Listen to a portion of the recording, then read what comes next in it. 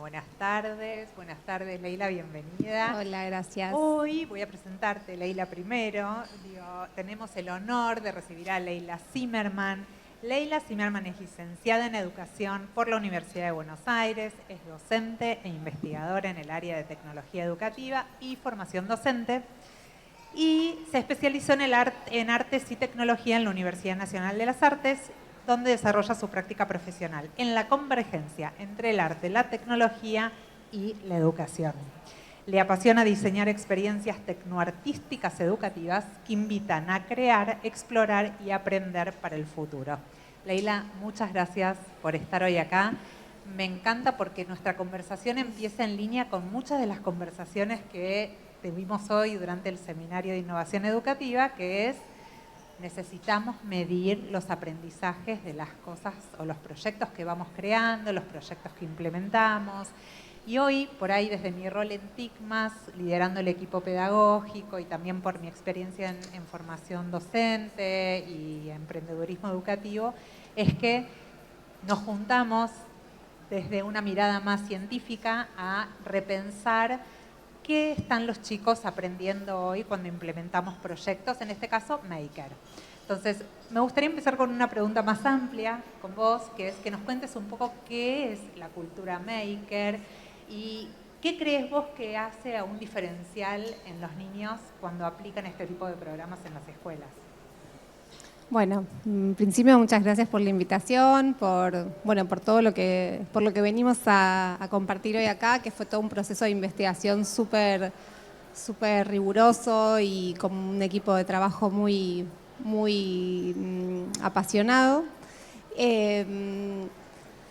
Y nos tocó trabajar sobre cultura maker, que es un movimiento que viene teniendo alto impacto en toda Latinoamérica y en Europa, en Estados Unidos también. Es una tendencia educativa que se focaliza en la construcción de los aprendizajes y la construcción del conocimiento a través del hacer.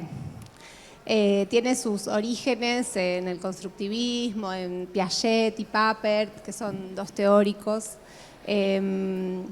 Pero lo más valioso, digamos, en este contexto es que les presenta a las infancias la posibilidad de trabajar con la materialidad y la posibilidad de resolver problemas reales. Y en el mejor de los escenarios, resolver problemas reales que se vinculan con sus problemáticas en el aula, con sus problemáticas en las instituciones, en la comunidad. Y tienen que resolver haciendo ellos, haciendo con materiales, preguntándose, dialogando con otros. Entonces, todas estas cuestiones desarrollan habilidades que después se materializan en la vida real, ¿no? Entonces, esta tendencia también se agudiza con la entrada de las tecnologías digitales, se profundiza con la llegada de la robótica educativa, con todas las herramientas que se mejoran a través de las propuestas audiovisuales. Y esto, de alguna manera, lo que hace es, generar escenarios distintos de aprendizaje y, por lo tanto, desarrollar nuevas habilidades. Maravilloso, y aparte me pongo a pensar un poco en este estudio del que vamos a contar hoy. No solo participamos nosotras, sino que esto fue un marco de colaboración entre la OEI, TICMAS e incluso el municipio de Vicente López, la Secretaría de Educación, que facilitó, digamos, los espacios de las colonias de verano para que podamos implementar estos programas y medir el impacto. Y fue un montón de discusiones que tuvimos antes de comenzar el estudio, vos como investigadora independiente, en analizar qué medíamos. Pero antes de hablar qué medíamos, me gustaría que por ahí nos cuentes un poco desde tu perspectiva de qué se trataba el estudio, ¿no? Digo, chicos de qué edades, qué rol jugaban los facilitadores. Nosotros nos propusimos investigar sobre los talleres que TICMAS implementaba en las colonias de verano de Vicente López de la temporada 2025 a grupos de niños y niñas entre 7 y 10 años. Los talleres se daban a lo largo de todo el municipio de Vicente López, o sea, hubo 5 sedes a las que nosotros fuimos Y los talleres tenían la particularidad de ser muy diversos, digamos. En cada semana iban cambiando. Hubo talleres en los que se trabajó con las placas Makey Makey, hubo talleres donde se trabajó con robótica, hubo talleres donde se trabajó con principios de la física, se llamaba de oído a oído, los chicos investigaban cómo viajaba el sonido. Hubo talleres en los que se trabajó diseñando linternas. Lograron desarrollar ventiladores que funcionaban, también trabajaron con masa conductiva, o sea, hubo un montón de propuestas distintas para chicos de diferentes lugares del municipio. Y nosotros hicimos una observación de campo con un equipo de observadoras que trabajaban con unas rúbricas de observación. Un poco ahora vamos a ir a los instrumentos, dado que justo la conversación anterior venía mucho pensando en cómo se recolecta la evidencia. Y nos propusimos evaluar en ese momento, en principio, 3 habilidades particulares que tenían que ver con con que el mundo maker, digamos, desarrolla habilidades socioemocionales, desarrolla habilidades más técnicas y más cognitivas. Dentro de todo ese universo de habilidades que podía hacer, teníamos que tomar algunas decisiones porque es inabarcable, si no, no teníamos tiempo infinito. Entonces decidimos evaluar la motivación, decidimos evaluar la resolución de problemas y decidimos evaluar la autonomía. Grandes 3 cosas, ¿no? Sí, motivación, resolución de problemas y autonomía. Exactamente. ¿Y cómo se mide esto? Para todos los que quieren estar midiendo, digamos, estas 3 habilidades en los chicos. Bueno, te contesto cómo decidimos medirlo nosotros, después cada uno tomará la experiencia y podrá construir sus instrumentos. Nosotros decidimos hacer una investigación que fuera mixta, que tuviera una metodología mixta en la que, por supuesto, tomara metodologías más cuantitativas para tener métricas y también tuviera algunas experiencias vinculadas, algunos instrumentos vinculados con lo cualitativo. Para eso usamos unas rúbricas de evaluación, que son, para quien no sabe, son como un cuadro de doble entrada en el que tiene descriptores y cada descriptor tiene adentro, digamos, un texto que explica exactamente en qué estado del descriptor está ese niño o niña que se observa. Intentamos hacer el seguimiento de estos niños a lo largo de los talleres. También usamos entrevistamos a los niños, entrevistamos a los facilitadores. Las entrevistas estaban semiestructuradas, es decir, que tenían como algunas preguntas, pero bueno, después también fluían en la conversación. Y también usamos encuestas autoadministradas que respondían los niños y las niñas y que más bien esas apuntaban a poder dar cuenta de los aprendizajes que ellos habían hecho más en esta línea de lo cognitivo, que veníamos hablando como de la división de las habilidades, y daban respuestas vinculadas a cuánto habían aprendido, qué habían comprendido del taller. Okay, o sea que no era solamente esas habilidades, sino que, como decía hoy Axel Rivas, una mezcla entre lo que deberíamos aprender, que es habilidades, competencias, pero también contenidos que son básicos para la vida, ¿no? Y también entonces queríamos medir si a través del aprender haciendo en Maker podíamos lograr esos aprendizajes. Es que Maker posibilita a través del aprender haciendo, invita a poner en la mesa principios de la física, de la biología, de la química, de la robótica, de la programación. Bueno, eso también hay que entender en qué situación está cada niño con respecto a ese contenido, y eso nos posibilitaban las encuestas. Y ahora me da mucha curiosidad que nos cuentes entonces cuáles fueron esos aprendizajes más significativos que encontraron en el estudio, ¿no? Mira, en relación a las encuestas, que para tomar ese punto, que evaluaban un poco los aprendizajes de los niños en relación a los contenidos más específicos, casi el 80% de las respuestas fueron correctas. Cuando terminaba el taller, los niños respondían una encuesta con preguntas que tenían que ver con específicamente los contenidos de ese taller. Las preguntas variaban de taller a taller, dado que se ponían en juego distintos contenidos, y casi el 80% de los niños y las niñas respondieron correctamente. En relación a la autonomía, se vio que 2 de cada 3 niños, conforme iban avanzando los talleres, podían avanzar y resolver las actividades y las propuestas con más solvencia, con más iniciativa.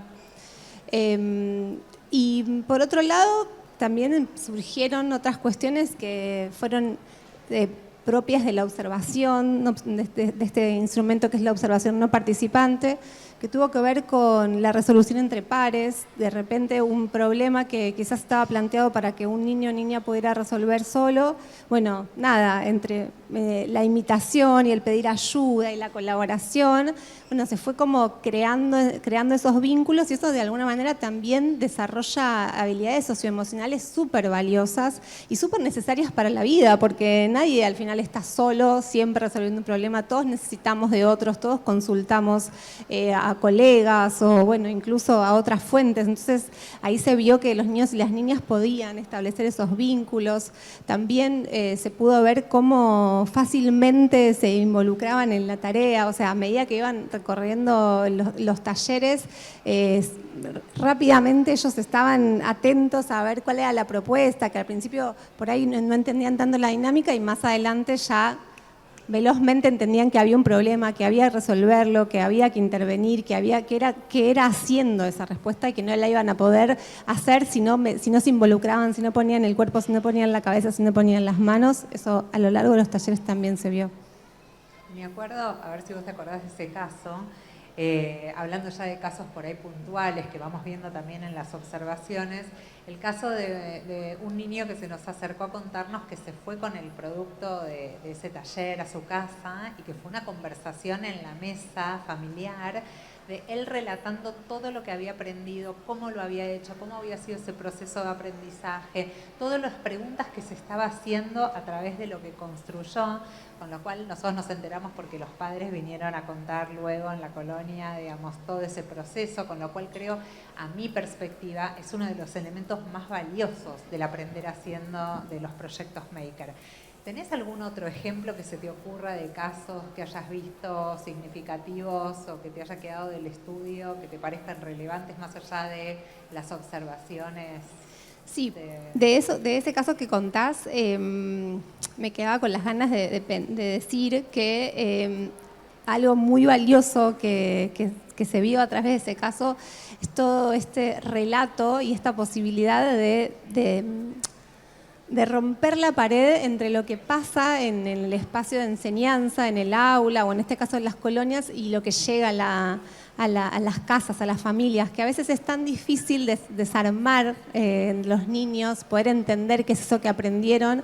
Y en este caso la posibilidad de prototipar, de hacer, de explorar, queda tan registrado en las infancias todo ese proceso que cuando tienen que relatarlo y que lo tienen que contar y lo tienen que compartir, tienen que hacer un proceso que técnicamente se llama de metacognición, da cuenta de una solidez y un encuentro con la posibilidad de haber aprendido, que es muy, muy valioso. Pasaron un montón de cosas, por supuesto, porque fue súper rico el proyecto. Pasaron cosas como que algún niño se preguntaba, cuando hacíamos el proyecto del oído a oído, donde intentábamos que jugaban con un hilo y con un vaso, y hubo un niño que se preguntaba, ¿qué pasaría si este hilo está abajo del agua? ¿Se transmitiría realmente el sonido? Digamos, como que esa experiencia le sirvió para empezar a pensar si ese principio físico podía llegar a funcionar en otro escenario. Y encima está trayendo uno de los ejemplos más básicos de todos los talleres que hicimos. Sí, sí, imagínate las preguntas que surgieron en el taller de robótica o en el del taller donde hicieron las linternas LED. Los niños empezaron a jugar, o sea, la planificación era, bueno, resolver la conexión de una linterna LED y ver todos los problemas que existen para poder resolverlos, que en realidad esa es una de las cosas también más valiosas que tiene esto de aprender haciendo, que es encontrarse con los problemas y intentar resolver los problemas, prototipar, digamos, esos problemas, volver al escenario, preguntarse, volver. Y una vez que tenían resueltos las linternas que funcionaban, empezaron a jugar y armar escenarios con esas linternas, y las niñas, o un grupo de niñas que como tenía cada linterna de un color distinto, empezaron a armar un arco iris que se movía, era un arco iris viajante. Después había otros que rápidamente trajeron el escenario de la Guerra de las Galaxias, y entonces eran unas espadas, era uno Darth Vader y el otro Skywalker. Después pasó también que apareció el universo de Harry Potter. Digamos, todas estas situaciones que se generaron a partir de la construcción de los desafíos que proponía el taller de Mundo Maker, dispararon en situaciones de juego que, como es sabido, el juego para las infancias es uno de los escenarios más valiosos para el aprendizaje, para volver a pensar, volver a sentir, volver a pasar por esas experiencias, inventar nuevamente con eso que se había construido en Mundo Maker. Bueno, Leila, muchísimas gracias por tu relato. La verdad que creo que fue un desafío precioso haber visto ese estudio de impacto y ver los resultados que también se obtuvieron.